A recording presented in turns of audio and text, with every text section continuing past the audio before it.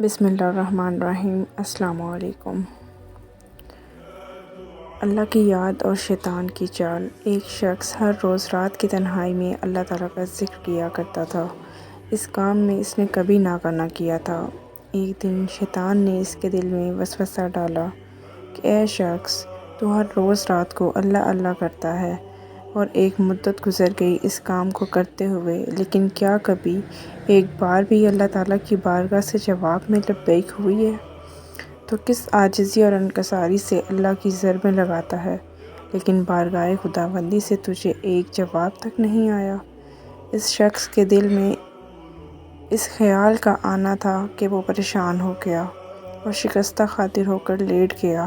خواب میں اسے حضرت خضر علیہ السلام کی زیارت ہوئی۔ آپ نے اس سے پوچھا، اے اللہ کے بندے، تو اللہ کے ذکر سے رک کیوں گیا ہے؟ کہنے لگا، میں تو ہر روز اللہ اللہ کرتا تھا، لیکن جواب میں میرے پاس لبیک نہیں آیا، اس لیے میں اس بات سے ڈر گیا کہ شاید میں اللہ تعالیٰ کی بارگاہ میں مردود ہوں۔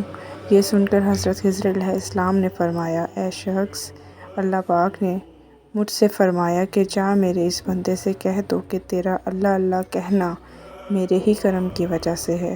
کیا میں نے تجھے اپنے کام میں نہیں لگا رکھا ہے؟ تیری طلب تڑپ کی مجھے سب پتہ ہے۔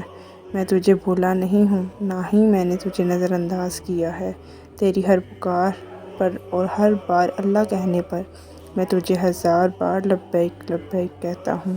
تجھے یہ سوچ، یہ عمل، یہ طلب میں نہیں دی ہے اور میں نے ہی تجھے اس کام پر لگایا ہے، اور اصل میں تجھ سے زیادہ مجھے ہی تیرا اشتیاق و شوق ہے۔ اس شخص نے یہ خواب دیکھا تو ہڑبڑا کر اٹھ بیٹھا اور فوراً صدقے دل سے تائب ہوا اور پھر دوبارہ اللہ تعالیٰ کے ذکر میں مشغول ہو گیا۔